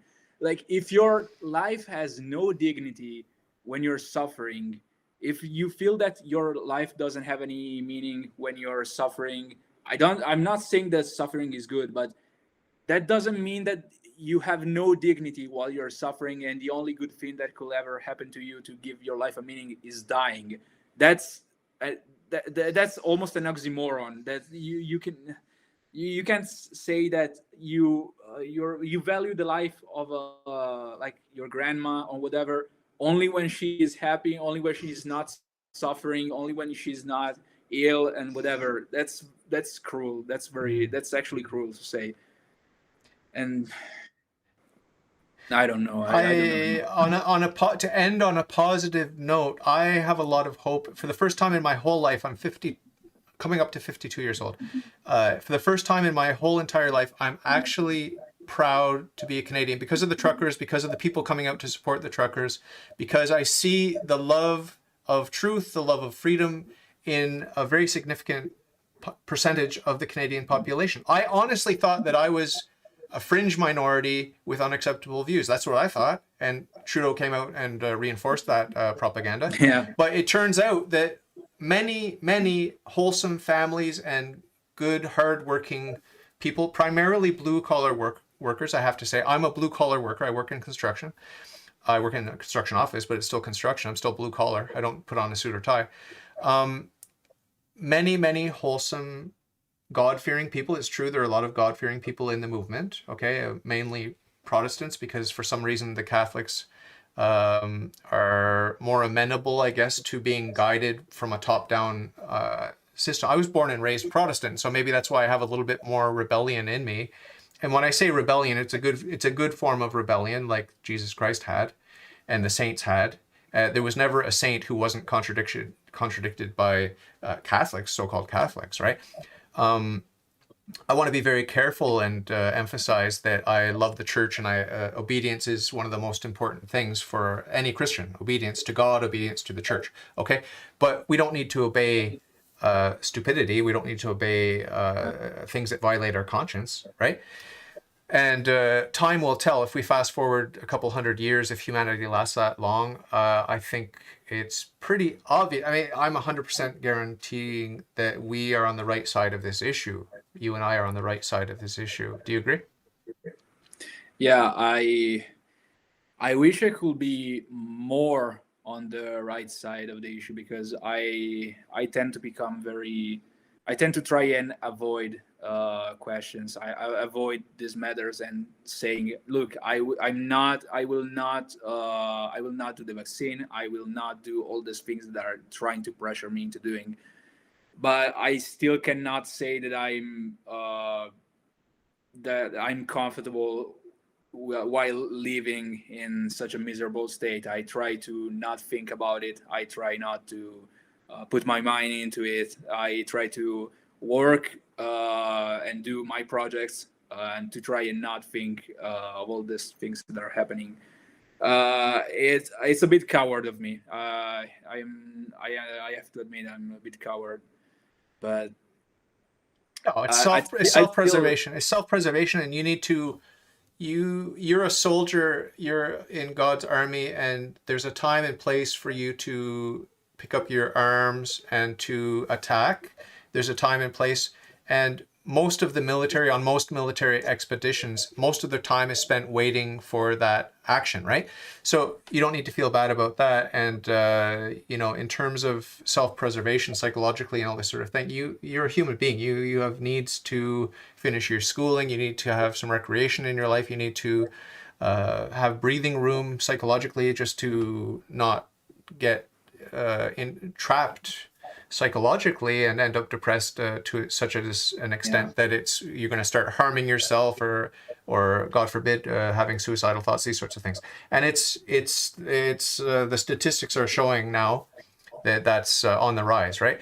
So you need to take care of yourself. That's a very Catholic obligation that you have, and you're fulfilling that. And I'm sure you're doing your bit, even if you're a little bit quiet and under the radar sometimes. I'm happy to have you on board for truth and freedom and justice. And I was saying, this is how I wanted to wrap up, and I'll let you finish. I just wanted to say that I do have hope. I am proud to be a Canadian because of these people rising up. And I do have hope. I do have hope. For the first time in 2 years, I do have hope that finally people will turn a corner. The mainstream people who listen to the mainstream news and who believe the mainstream news and who believe the politicians. Since when? I don't know. Since when do they believe the politicians? I don't know. But they seem to believe now. These people, I think, are going to wake up because of the popular uprising. People just saying, we're fed up, we've had enough, these restrictions don't make any sense, they never have. There are plenty of scientific studies that show masks don't work, the vaccines don't work. If anything, they're causing more harm, doing more harm than good. Like the information is there if you want to look at it. So the regular people who have been complicit with the evil baby killers, I think they're slowly going to wake up, and I think the tide is turning. That's my little message of hope. And to close out the show, just summon up from the depths whatever bright light of hope you can find from your sincere perspective, please.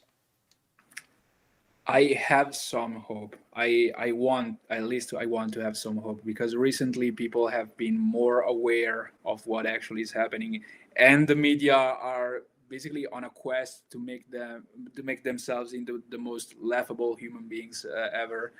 They're really destroying themselves with their own hands. So I don't have to worry about that. They're inevitably they're gonna do themselves.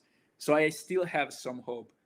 I wish I could be proud to be Italian, because apparently we are genetically prone to be the joke of the world in many things.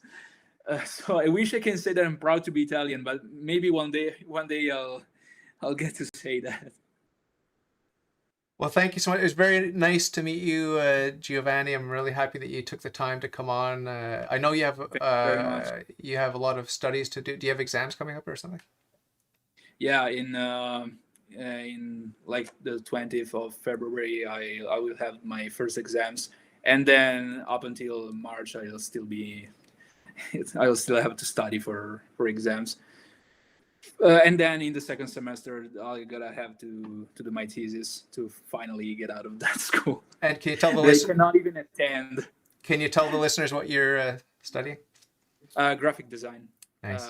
Mainly in video production, because I like animation. Nice. So we're gonna see you open a channel on YouTube or some alternate media someday? Probably. Yeah. If I'm not considered an outcast in the graphic design community, maybe I'll get to be on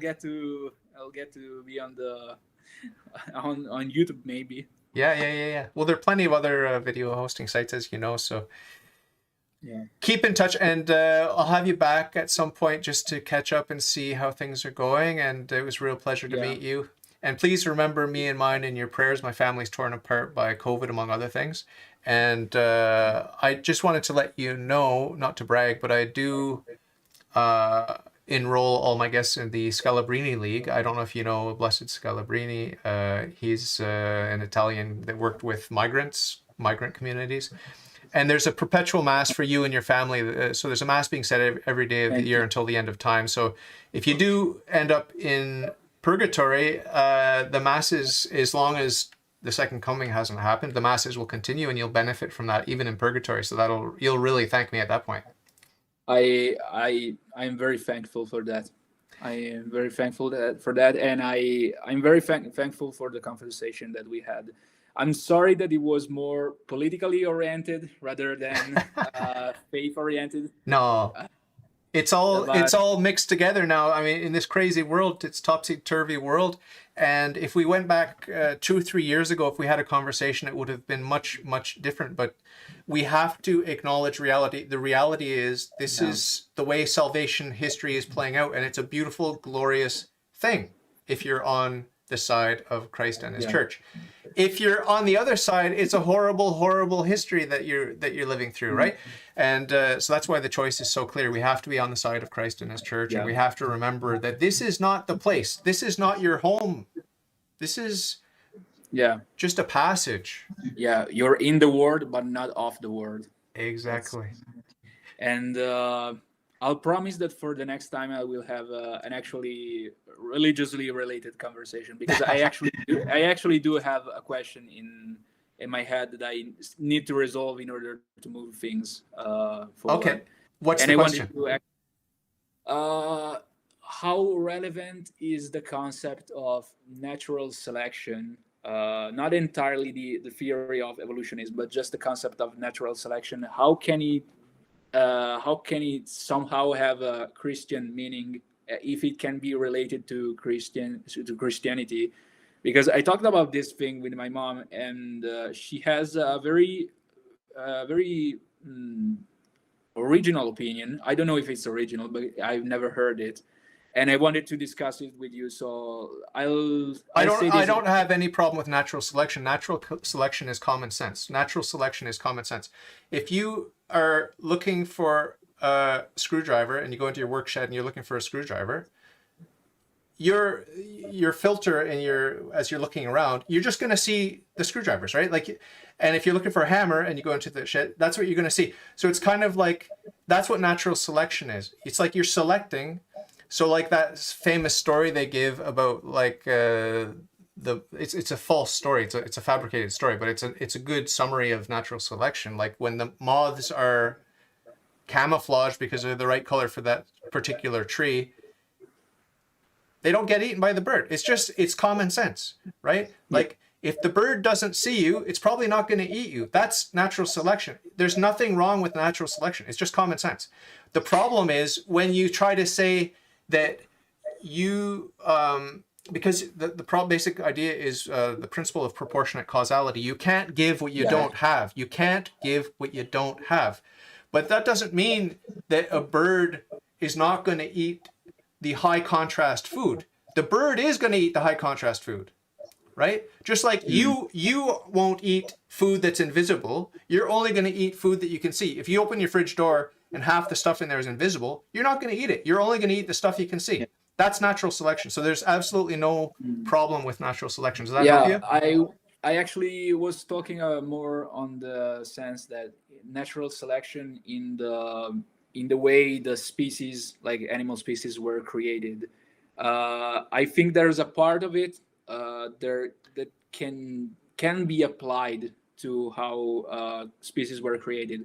It may be my interpretation of things. As I said, I'm very vain and prideful, and I think of myself as someone who can actually have an opinion on these things.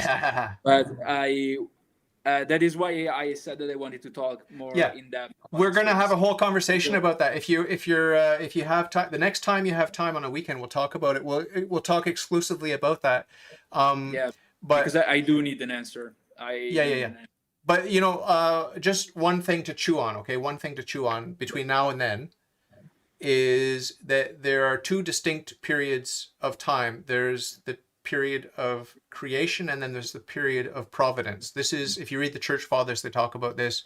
It's only in the past 100 years or so that we've sort of forgotten about this, but the creation week is a different set of rules from providence. Okay, when God finished creating all of these different types of creatures, providence was from that moment on was the way things work. But during the Okay. 6 day creation, 6 days of creation, and I guess the day of rest too, um, the rules of providence, I wouldn't say were violated, but were suspended or hadn't yet been enacted. It's like a special phase in in salvation history. So I don't know if you're aware of that. I don't know if that'll help you to think about natural selection and creation, because when you talked about creation itself, that's in a very special context. That creation week is a special context. Yeah, I was talking more about the way we usually think about creation. We usually think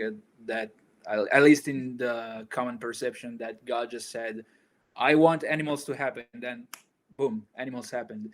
I was talking more about the natural selection in the way we have described it in a scientific term, as the physical and as the physical matter in which the species were actually created.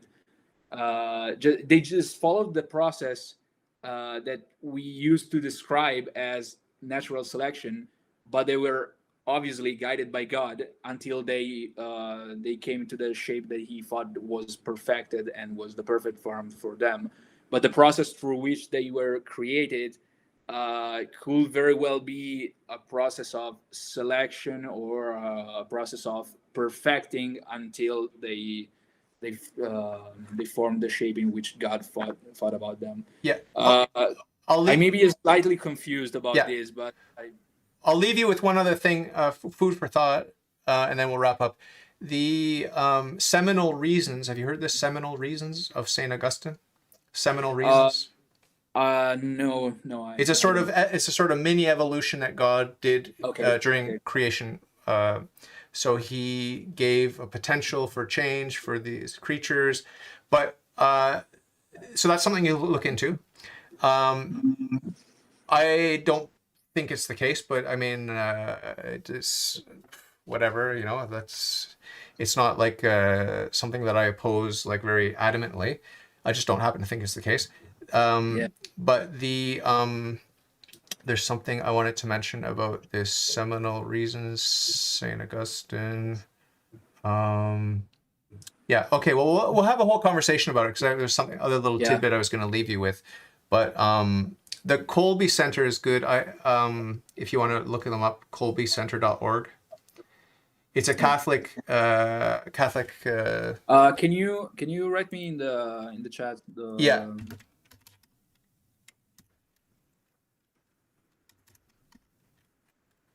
Yeah, I'll send that to you right now.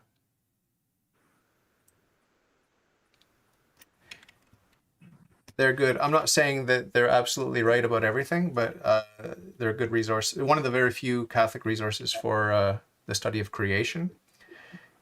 And how do I do the chat on the thing here? Chat with everyone. Here we go. I got it. Can you see that? Okay, yeah. I'll open the link. Here we go.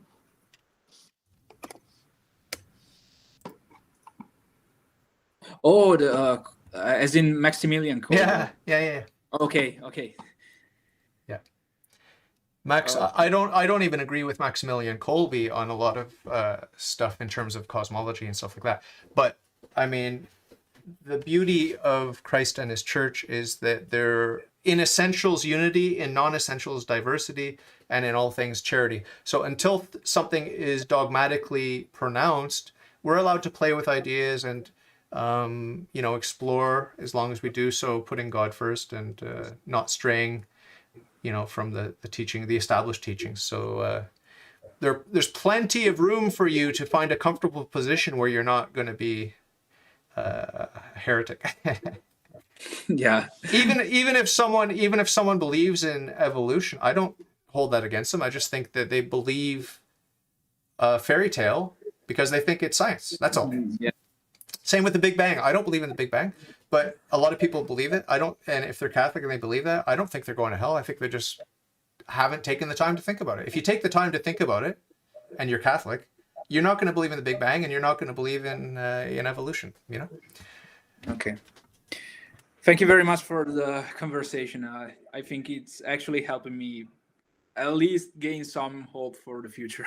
Excellent. Well, we'll talk again very soon. Don't be shy to reach out and say you want to come and do a live stream next weekend or the weekend after, or whenever you have the time. I know you're busy. I might even show up in the comments if I listen to other interviews. Sure. You're always welcome, and God bless you. God bless yours. And like I said, please remember me and mine in your prayers, okay? Yeah, likewise. Take Thank you very much. care. Thank you so much. Take care, you too.